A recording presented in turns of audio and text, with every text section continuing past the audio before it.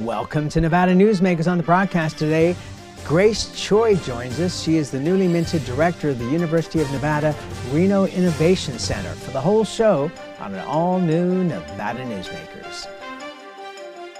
40 years ago, Hotel California and the theme from Rocky were #1 on the pop charts, and D&D Roofing and Sheet Metal started on the road to becoming Nevada's leading roofing company. I couldn't be more proud of what we've achieved. And over these 40 years, we've become an employee-owned company. So when you're talking to any employee, you're talking to an owner. And here's to the next 40 years. Happy 40th birthday, D&D Roofing and Sheet Metal. Retail's impact on Nevada's economy? Enormous. 8,600 businesses, large and small, employing 145,000 workers. And last fiscal year, retail paid tax on nearly $60 billion in sales. We're the Retail Association of Nevada. We support retail, we help it grow, and we mean business. RANNV.org. Pro Group Management offers workers' comp services to a growing number of industries. As businesses grow and change with the times, the need for a solid workers' comp program must be flexible and up to date. The evolving nature of regulations can make staying ahead of complex tasks challenging. But Pro Group Management simplifies the work so your industry can move forward and succeed. Pro Group Management, workers' comp that works for you. Truck drivers are some of the hardest working people you'll meet, delivering over 70% of America's freight and 92% of Nevada's. When there's a natural disaster, they're delivering critical supplies to help those communities recover and rebuild. Every sector of the economy and our nation's military rely on truck drivers. So let's take a moment to say thank you. On the open road or city streets, our truck drivers are rolling to make our economy and our nation stronger. Trucking moves America forward. This is Nevada Newsmakers with host Sam Shad, a no-holds-barred political forum. Now, from the Nevada Newsmakers broadcast headquarters, here is Sam Shad. And back on Nevada Newsmakers, we're delighted to welcome to the program for the first time Grace Chou. She's the director of the University of Nevada Reno Innovation Center. Pleasure to have you on the program. Thanks for having me. You have an interesting history. You have a bachelor's degree in chemical engineering from the University of Texas at Austin. What's a chemical engineer doing in economic development? So chemical engineers are actually very versatile. They're in a lot of different industries. They're in biotech industry, they're in chemical processing, they're in food industry. So my career took a lot of different turns. When I first got out of school, I actually did technical work related to chemical processing. And then I moved on the business side, and eventually came to Nevada and was recruited to go to the governor's office for economic development. That's how I ended up in economic development. Okay, what projects did you look at while you were at GOED? So I was the director of manufacturing technology. What we were trying to do is really help the Nevada industry in manufacturing to help them adopt new technology, Industry 4.0. You may have heard the term. There's going to be a lot of automation, digitization of the industry. We're also looking at trying to bring in technology firms to Nevada to help diversify the economy. And it's been interesting because manufacturing has gone down slightly in the United States in general, but in Nevada it's come back very strong in a way that has surprised, I think, everybody in that industry. I think we have to give credit to organizations like EDON and other regional development authority that work very closely with GOED to recruit companies from really all over the country. And Nevada is a great place for manufacturing. One, we have the land. The cost of doing business is relatively lower than some of the other regions. And we have the workforce. And also, I think for some of the industry like baking, industrial baking, food manufacturing, you wouldn't think about Nevada as being a great place, but the dry climate is actually great for that kind of manufacturing. And it's interesting that you say workforce because, you know, we're struggling with under 4% unemployment, which is literally zero unemployment because there are so many people that can't be employed. That we have the base, you feel, for expanding this industry. So if you look at manufacturing workforce, we have as a problem nationwide of getting young folks going into manufacturing, because manufacturing tomorrow, or even today, is not manufacturing 20 years ago or 30 years ago. There's a lot more automation. The skill required are not taught at schools for a long time. So what GOAT has done is set up programs at community colleges like TMCC, like Western Nevada College, to really train the next generation of manufacturing technicians. And so the workforce development is a big part of this Diversifying Nevada. It's not just recruiting companies here, but also train the workforce in order to go into the manufacturing industry. And I presume the same thing is happening down in Las Vegas, because our program is statewide. Yes. Yes, and I think nationwide we see all different regions and states that are developing manufacturing programs to address that need. What we're seeing, for example, with the building industry, construction industry, and also with automotive repair industries, is they're pitching it now to high school kids saying, hey, you don't need to go to college to be able to move forward in our industries. You can make a great living. By the way, you're not a grease monkey anymore. These are computer jobs. Is that the same way that you're pitching? Yes, I did not get involved in the K-12, but there are a lot of organizations out there that are doing that. That's exactly right, because the manufacturing tomorrow, it's not about grease monkeys. It's about going into a manufacturing line that you have to know how to use the computer. You have to be able to repair these automated equipment. So the skill that are necessary is very different than what it was 20 years ago. And also, I think for decades, this country did not focus on getting high school students into manufacturing to a vocational school, a 2-year college for that reason. It's about going to 4-year college. Now we're finding that a lot of these manufacturing jobs, we can take high school students, go through these manufacturing pathway programs at community colleges and be able to get a job after that. So you're comfortable that even with the growth that's coming, that we're going to be able to raise up enough students into the system? So workforce at 3.5% unemployment is a challenge for every industry. At 3.5% unemployment basically is full employment. Everyone who wants a job has a job.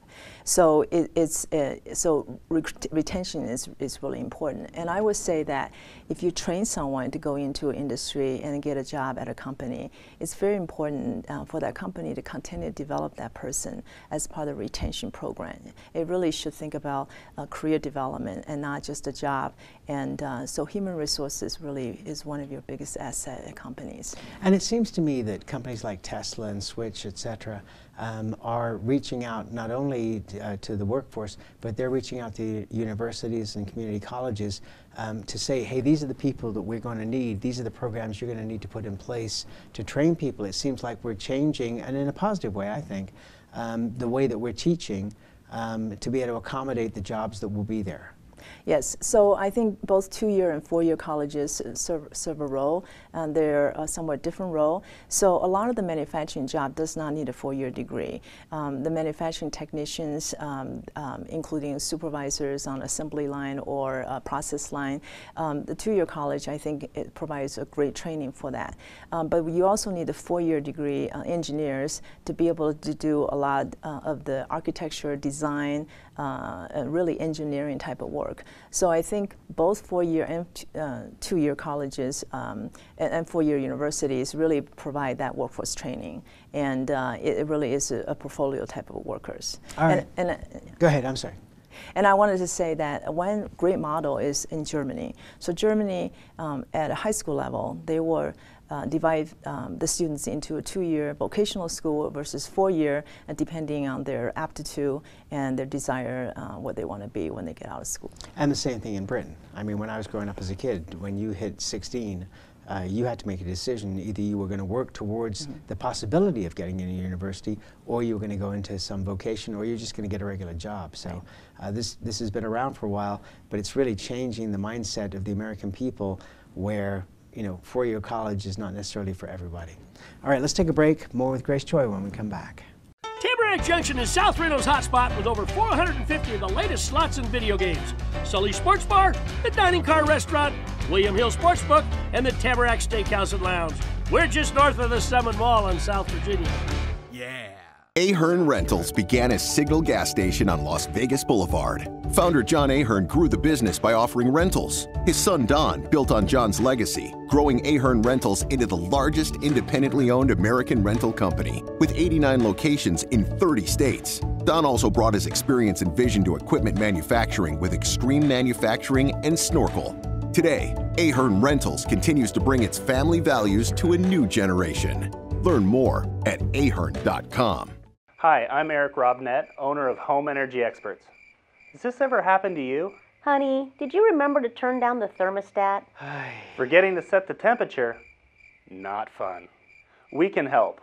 Our new smart thermostat keeps the temperature set for your comfort all by itself. I'm feeling hot now. To increase your comfort, go to homeenergyexperts.com for details. That's homeenergyexperts.com. The signs and symptoms of cataracts can start out small with subtle changes in your vision. So don't wait. Be proactive and take your vision into your own hands. If you're experiencing the onset of cataracts or just have questions, contact your eye care professional or call Eye Care Associates of Nevada today. Dr. Hiss has years of experience specializing in the surgical correction of eye disorders and has completed over 84,000 vision correcting procedures. At Eye Care Associates of Nevada, we'll change the way you look at the world. The Tamarack Junction Steakhouse is known for signature steaks, handcrafted cocktails, and world-class wines. Join us Thursdays and Friday nights from 4:30 to 6:30 in the Steakhouse Lounge for live music, gourmet plates, and well-priced wines, just north of the Summit Mall on South Virginia. This is Nevada Newsmakers. And back on Nevada Newsmakers, we continue our conversation with Grace Chou. She's the director of the University of Nevada Reno Innevation Center, and powered by Switch, I should point out. You were talking earlier about EDON and the other economic development authorities. They are doing an incredible job. They have companies backed up at this point. In fact, the governor's office at this point has put a temporary break on incentives, and I saw Mike Kazmiri of EDON making a comment the other day that he was concerned that he has businesses in the pipeline that want to know, what are the incentives that we're going to have moving forward. I have a feeling that once a new executive director, a permanent one, is appointed, that program will go back into place. But do you have concerns about, and I'm a pro-growth person, let me point that out, but do you have concerns that we have too much business coming to Nevada at this point, at both ends of the state? So, I think both GOED and EDON and all of us trying to do is bring high-wage jobs here. And high-wage growth is good for economic development, also require high-skilled workers. So I'm not concerned about too many businesses. I think business will come here and they will make their business decision based on a whole host of reasons. And but the focus of what we should be doing is bring high-wage jobs. And when you say high-wage jobs, what kind of range are you talking about? So I think the statewide average wage is around $21 per hour. So we want it to be higher than that. And so what do you think, 30 plus? Certainly for technology-based job, it will be 30 plus or more. And so my focus in the Innovation Center, we're trying to build a scalable company to really drive the innovation-based economy, and it will be higher wage jobs. It's fascinating to look at the Bay Area and Silicon Valley, which Nevada has done, especially Northern Nevada, for decades, looking at it with envy. And now our dream has come true, which is the companies are tired of the traffic, they're tired of the pricing of housing, where a junky home is over $1 million. And by the way, that's the same kind of pricing you're seeing in London, for example. In neighborhoods, a regular house is $1 million. It's insane that people can even afford that. And so it seems that there are less and less reasons for people to want to stay in the Bay Area, and more reasons to come to Nevada. Is that the same thing that you're seeing? Yes, we're definitely seeing that. And especially for young companies, if they just raise a round of financing, it just lasts longer in Nevada. Why pay, $10, $12 per square foot of office space and have all your money goes to real estate?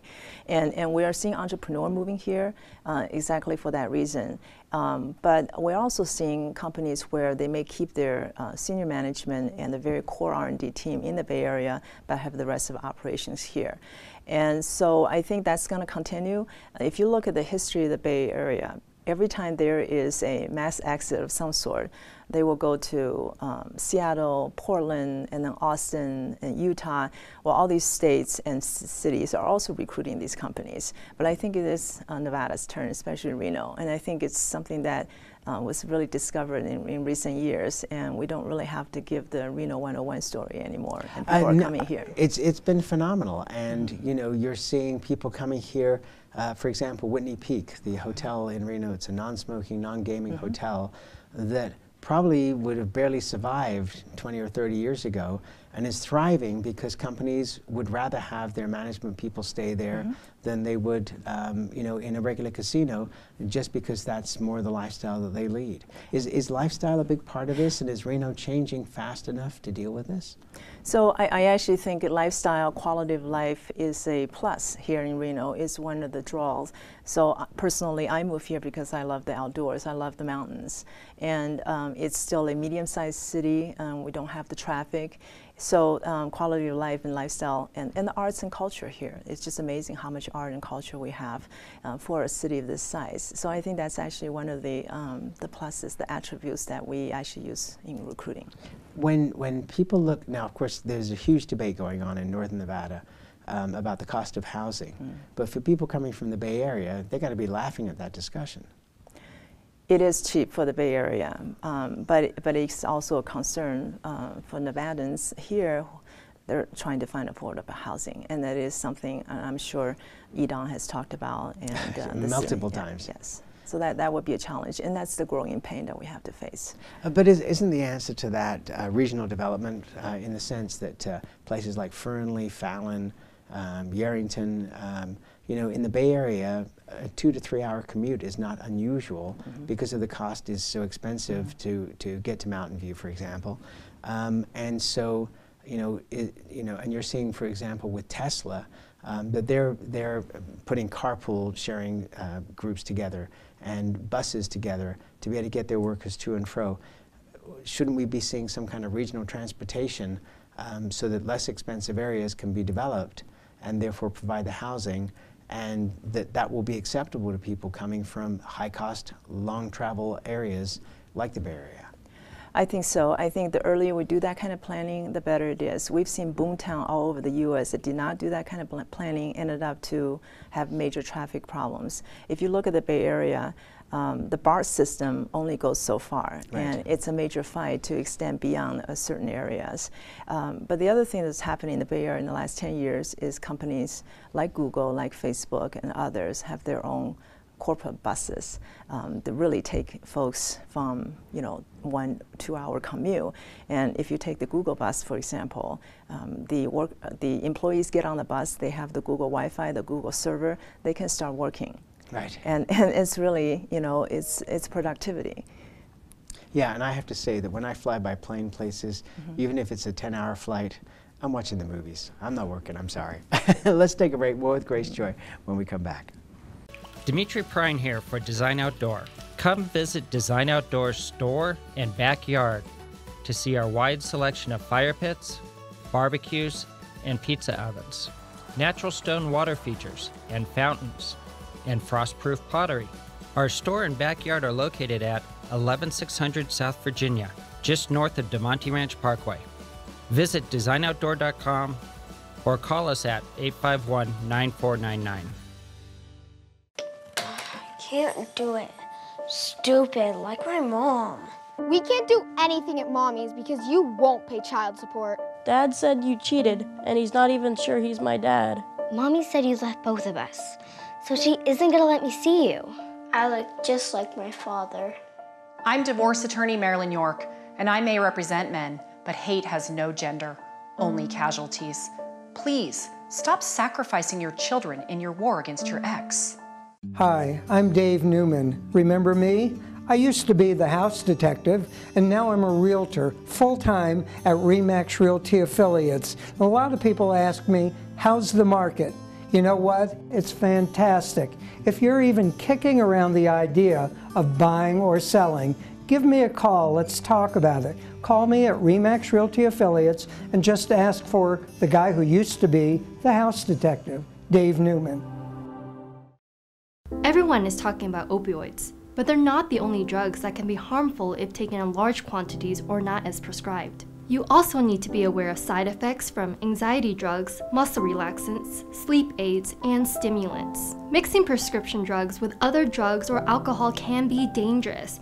If you take Ambien with a glass of wine, it may be enough to stop you from breathing. Prescribed drugs can be just as dangerous as illegal drugs. Take medications only as directed. This is Nevada Newsmakers. And back on Nevada Newsmakers, we continue our conversation with Grace Chou. She's the director of the University of Nevada, Reno Innovation Center. So for those that are not aware, explain what the Innovation Center is and why it has this funny spelled name. Yeah. So the Innovation Center is a facility that's supported by UNR. We have co-working spaces for startups and other organizations. They can have a fixed desk. They can have just open working space. But what differentiates us from all the other co-working spaces is that we have programs, we have support there, and we have a fabulous maker space, which has 3D printers, a machine shop, and fully staffed, so people can go in there and do product development, prototyping. And we also have a lot of entrepreneurial service organization that come in and do mentoring, workshops. So it really is a community. Right now we have over 200 members and about 75 organizations. I would say out of the 75, about 43 are actually startups, mostly in the early stage. And where's the financing coming for these groups that are working? Is it angel funds in the Bay Area? Where's the money coming from? For the companies? Mm-hmm. So these companies range from very early stage, friends and family money, they're bootstrapping, to companies that have raised 1 or 2 seed rounds of financing from local angel investors or seed groups. I would imagine that big companies are also looking at the Innovation Center, at these companies, and stalking the organization to see what ideas they can come in and take these companies out, maybe purchase them or help fund them beyond where they are now. Would that be accurate? So I think depending on the company, and we also have what we call a technology or startup accelerator program. And when we bring these cohorts of startup here, we do exactly that, customer engagement. We try to introduce them to the local industry to see if the industry can participate in pilot programs or eventually become that first customer, which is so important to startups, or potentially even put in some funding for the company. Where do you see the Innovation Center in 5 years?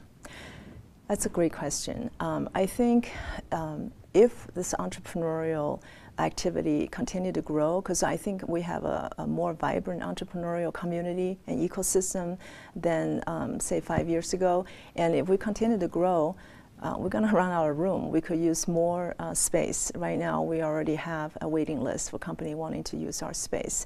So I don't have a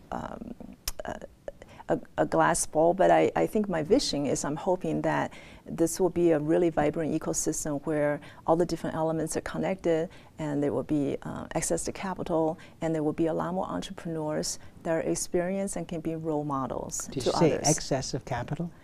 Access to capital. Yeah. Oh, okay. Funding, yeah. I was going to say, if there's excess capital, I will be knocking on the door and saying, hey, where's our cut? Do you see an expansion into rural Nevada, into southern Nevada?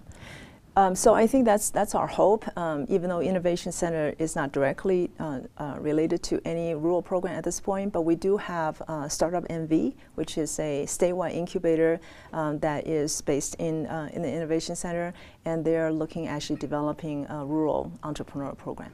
It seems to me that the Lake Tahoe area, especially Incline Village, would be ripe for this kind of thing. A, you've got the funding up there if people can access it. And B, it's a gorgeous area, and telecommuting would be so easy to do from there. Yes, we are seeing a startup company from all around the lake, from Truckee to Incline Village to other places. And in fact, there's the Tahoe Startup Showcase.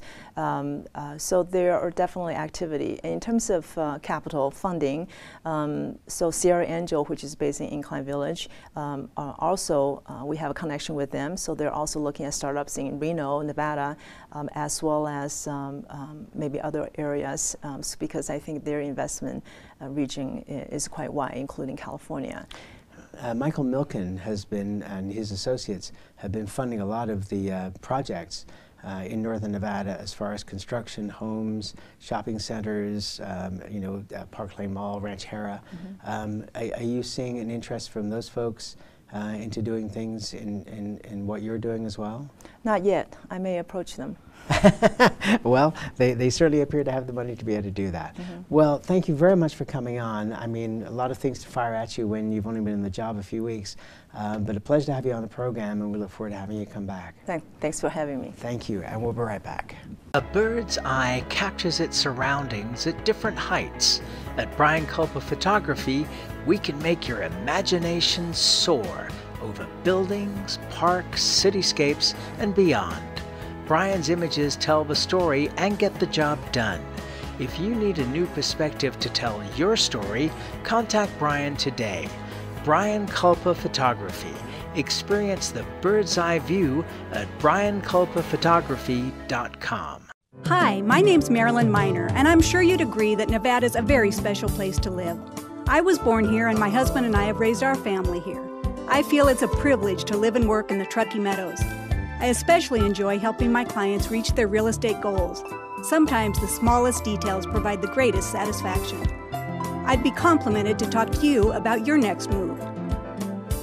Call Marilyn Miner at Dixon Realty, 742-1280, or log on to marilynminer.com. St. Ives Florist, for every holiday and every special occasion. For romance.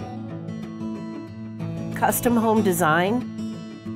We have the largest selection of fresh flowers in northern Nevada. And we also offer a large selection of unique gift items.